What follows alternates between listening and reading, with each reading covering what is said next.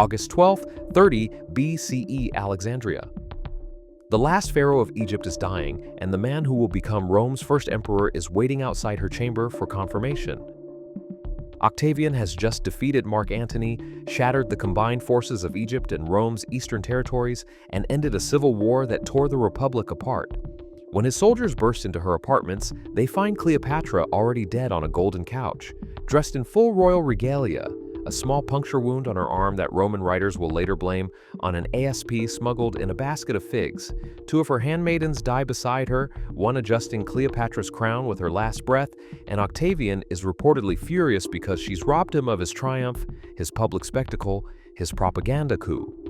The narrative that follows, the one Rome tells for centuries, paints Cleopatra as a seductress who used exotic beauty and sexual manipulation to control Julius Caesar and Mark Antony, who destroyed Antony's marriage and turned him against Rome, who represented everything dangerous about the East. History, written by her enemies, remembers her as the foreign queen whose ambition and sensuality nearly brought down an empire. But what if almost everything we think we know about Cleopatra is Roman propaganda, a carefully constructed character assassination designed to justify conquest and erase the truth about one of the ancient world's most brilliant political strategists? Recent scholarship has begun to uncover a very different woman, a polyglot who spoke 9 languages including Egyptian, making her the first Ptolemaic ruler in 300 years to actually speak the language of the people she governed, a trained philosopher and mathematician who corresponded with the era's greatest scholars, and a strategist who nearly succeeded in creating a Hellenistic empire that could have challenged Rome's dominance for centuries. The evidence Rome tried to bury tells the story of calculated alliances rather than seduction, of political brilliance rather than sexual manipulation, of a woman who understood power better than almost any contemporary leader. Archaeological discoveries in the past 2 decades have revealed inscriptions the Romans defaced, papyri they burned, temples they deliberately destroyed to erase her memory, and a systematic campaign to rewrite her story that began the moment she died. So who was the real Cleopatra? The master deceiver of Roman propaganda, or a strategic genius whose true story was too dangerous to let survive? What did she actually accomplish in her 21-year reign, and why were the Romans so desperate to make sure history remembered her as a seductress rather than what she actually was? Hit that subscribe button and ring the notification bell, because what you're about to hear challenges everything you learned about one of history's most famous women and exposes how conquerors shape the stories we tell about those they defeat.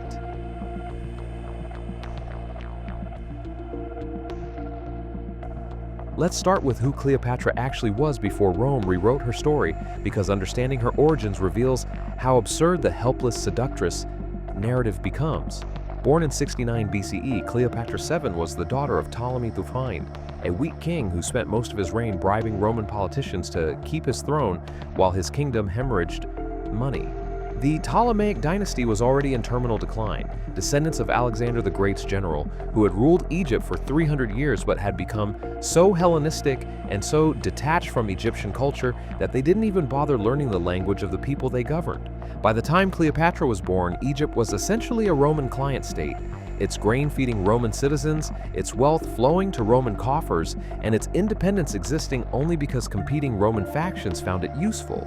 Cleopatra's childhood was political chaos. Her father was briefly overthrown and fled to Rome to grovel for military support, leaving young Cleopatra and her siblings to watch Roman legions march through Egyptian streets. This wasn't a sheltered princess learning embroidery, but a girl watching her kingdom's sovereignty die in real time and learning that survival meant understanding Rome better than Rome understood itself. When her father died in 51 BCE, 18-year-old Cleopatra inherited a kingdom that was bankrupt, starving from crop failures, militarily weak, and so compromised that Roman governors openly discussed when they would annex Egypt entirely. According to Egyptian tradition, she had to marry her 10-year-old brother Ptolemy XIII and share power with him, or rather with the Regency Council, who actually controlled the boy king and who immediately began scheming to remove Cleopatra from power. Within 3 years they succeeded, and Cleopatra fled into exile in Syria, raising a mercenary army while her brother's advisors prepared to greet Julius Caesar, who had just arrived in Alexandria pursuing his rival Pompey. Here's where the Roman propaganda version tells you that Cleopatra seduced Caesar by having herself smuggled into his quarters, rolled up in a carpet, using her beauty to manipulate the 52-year-old general. But contemporary accounts describe something very different. Cleopatra staged a dramatic entrance to get a private audience before her brother's advisors could poison Caesar against her, and what she offered wasn't sex but a solution to his logistical nightmare. Caesar's situation was precarious. He'd arrived with a tiny force expecting to find Pompey alive, but Ptolemy XIII's advisors had already murdered Pompey and presented his head as a gift, fundamentally misunderstanding Roman politics.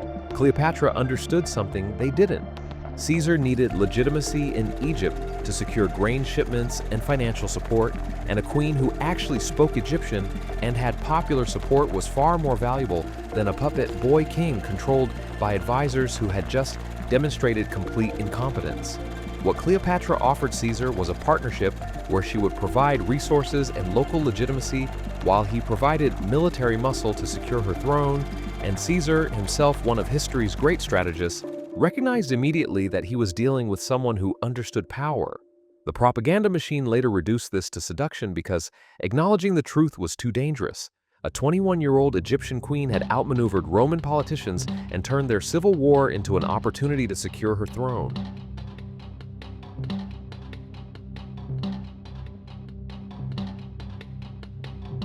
Here's what Roman propaganda conveniently forgot. Cleopatra was one of the best educated rulers in the ancient world, and her intellectual achievements were so threatening that they had to be systematically erased.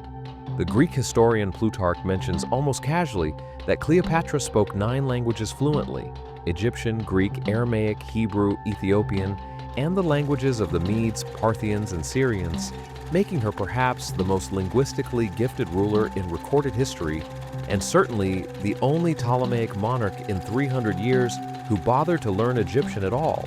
This wasn't a party trick, but calculated political strategy, allowing her to negotiate directly with Nabatean traders in Aramaic, correspond with Jewish leaders in Hebrew, communicate with Parthian ambassadors without translators, and most importantly, speak to her Egyptian subjects in their own language, presenting herself as a true pharaoh rather than a foreign Greek occupier. Ancient Egyptian inscriptions from her reign show Cleopatra depicted in traditional pharaonic style, wearing the double crown, making offerings to Egyptian gods, and described in hieroglyphics using royal titulary that proclaimed her a living goddess, something no Ptolemaic ruler had successfully claimed in 3 centuries. Roman writers deliberately ignored this evidence because acknowledging Cleopatra's religious legitimacy meant admitting she wasn't simply a corrupt foreign queen, but the embodiment of 3,000 years of pharaonic tradition. Cleopatra's education extended far beyond languages into philosophy, mathematics, astronomy, and medicine, with contemporary sources describing her as a serious scholar who debated with the era's greatest thinkers and who turned Alexandria's museum into a center of learning that attracted philosophers from across the Mediterranean. The Roman scholar Pliny grudgingly acknowledges that Cleopatra wrote treatises on cosmetics, weights and measures, and medicine, showing genuine scientific curiosity. There's evidence that Cleopatra personally oversaw agricultural reforms that stabilized Egypt's grain production, standardized weights and measures to reduce merchant fraud, reformed the tax system to be more sustainable, and patronized medical research into toxicology and pharmacology. Roman propaganda reduced all of this to cunning and deceit because calling Cleopatra intelligent was too dangerous. Instead, they painted her as superficially clever but fundamentally irrational, driven by female emotion rather than strategic calculation.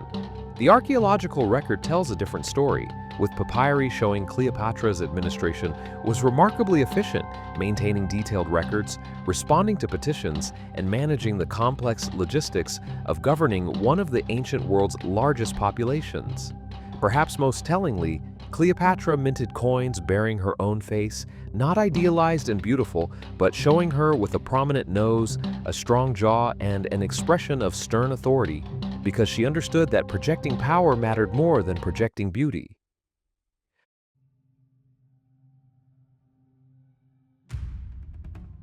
Now let's talk about Mark Antony, because this is where Roman propaganda reaches its creative peak and where the mythology obscures Cleopatra's true genius as a strategist who came within a hair's breadth of fundamentally altering Mediterranean power.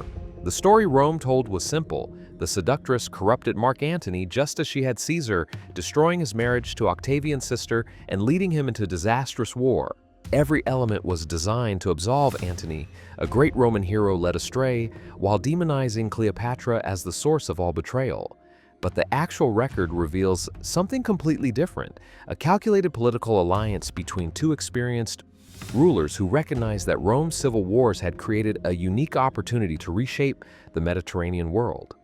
When Antony summoned Cleopatra to Tarsus in 41 BCE, she didn't arrive as a supplicant, but as a queen staging political theater, sailing up the river Cydnus in a gilded barge with purple sails, dressed as Aphrodite, surrounded by attendants costumed as sea nymphs, a spectacle so magnificent that crowds lined the shores.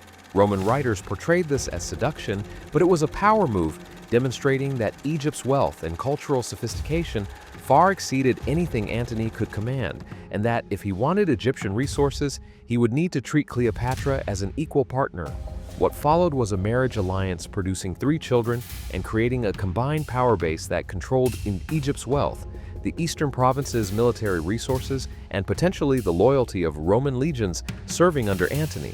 Cleopatra wasn't corrupting Antony, but offering what no Roman politician could, a sustainable model for governing Rome's eastern territories through partnership with established monarchies rather than direct Roman administration. The coins minted during their alliance tell the real story. Antony and Cleopatra depicted as equal partners, sometimes with Antony wearing Egyptian-style dress and Cleopatra wearing Roman, a visual representation of cultural fusion, suggesting a new kind of empire where traditions could coexist. Octavian recognized immediately how dangerous this vision was, which is why he launched a propaganda campaign of unprecedented sophistication, painting Cleopatra as a foreign witch who had enslaved Antony's mind, who performed dark magic, who planned to move Rome's capital to Alexandria.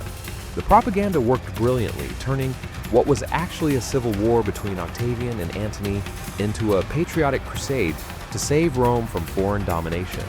Cleopatra's strategy failed not because she was incompetent, but because Octavian understood propaganda better than anyone, and because key defections at crucial moments tipped military balance, turning a war they were winning into catastrophic defeat.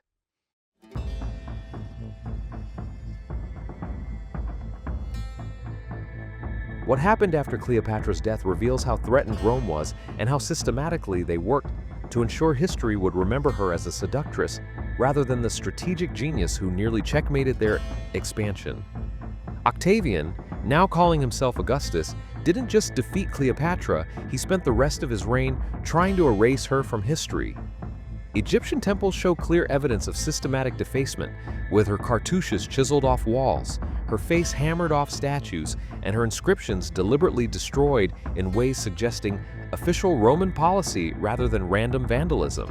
The Temple of Dendera shows damage specifically targeted at her figure, while the rest of the relief remains intact, suggesting orders to remove evidence of her reign without destroying the entire temple. Roman writers, starting immediately after her death and continuing for centuries, produced an almost comically one-dimensional portrait that focused obsessively on her sexuality while barely mentioning her political accomplishments, administrative reforms, or genuine popularity among Egyptian subjects. The poet Horace celebrated her defeat by describing her as a deadly monster whose removal saved Rome. Cassius Dio describes Cleopatra as having enslaved both Caesar and Antony through sexual manipulation, using phrases making it sound like supernatural seductive powers. Even Plutarch, relatively fair-minded, still frames everything she accomplished through relationships with Roman men as if she had no independent agency. The systematic character assassination worked so effectively that for 2,000 years, virtually every Western depiction Paintings, plays, operas, films portrayed her primarily as a beautiful seductress whose story was about doomed romance rather than political strategy and the last gasp of Egyptian independence. Shakespeare's Cleopatra is magnificent but fundamentally emotional. Elizabeth Taylor's Cleopatra is glamorous but politically incompetent. Recent scholarship has begun to chip away at this mythology, with historians noting that ancient sources describing Cleopatra's legendary beauty are remarkably few and that her contemporary portraits show a woman with strong, distinctive features rather than conventional beauty. Papyri discovered in recent decades reveal Cleopatra was still administering her kingdom efficiently even as Octavian's forces closed in, responding to petitions right up until the end. Archaeological work has uncovered inscriptions referring to Cleopatra in divine terms, suggesting genuine religious devotion rather than the fear and contempt Roman sources insisted characterized Egyptian attitudes. Most tellingly, Octavian's propaganda campaign continued long after Cleopatra posed any threat, with successive emperors periodically ordering new destructions of her images, revealing deep insecurity about what she represented.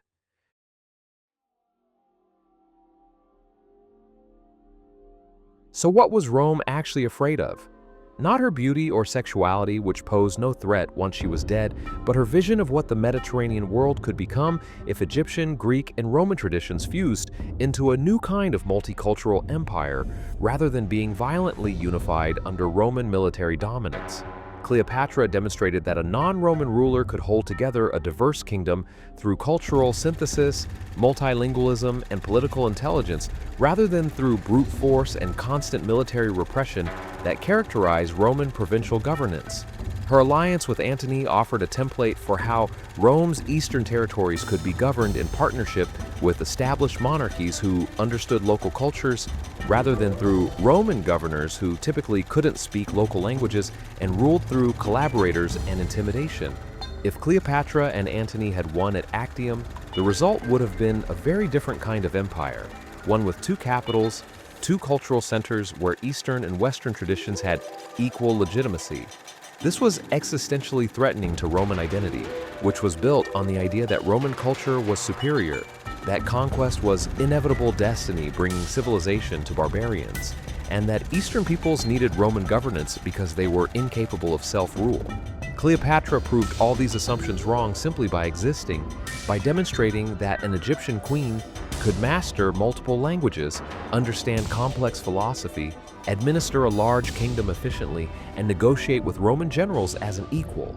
Even more dangerously, she showed that Roman civil wars had created opportunities for client states to become independent partners, and that Rome's eastern territories might prefer rulers who shared their culture over Roman governors who viewed them with contempt. The propaganda campaign to reduce Cleopatra to a seductress was designed to obscure this threat by making her seem like an aberration who succeeded only through sexual manipulation rather than through political skills that might be replicated by other non-Roman rulers. By turning Cleopatra into a cautionary tale about foreign seduction and Eastern decadence, Roman writers ensured that no one would look at her reign and see a model for resistance to Roman expansion, that no one would study her methods and try to replicate her success.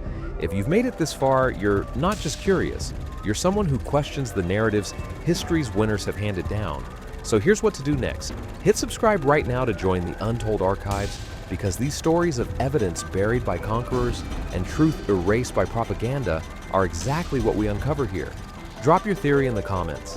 If Cleopatra and Mark Antony had won at Actium and created their multicultural Mediterranean empire, how would Western history have developed differently? Would we even have a unified Western civilization, or would Mediterranean culture have evolved into something entirely different? I'll feature the best answers in a future video and share this video with someone who thinks they know Cleopatra's story, because the version they learned is almost certainly the one Rome wanted them to believe rather than what the evidence actually shows. I'll see you in the next one.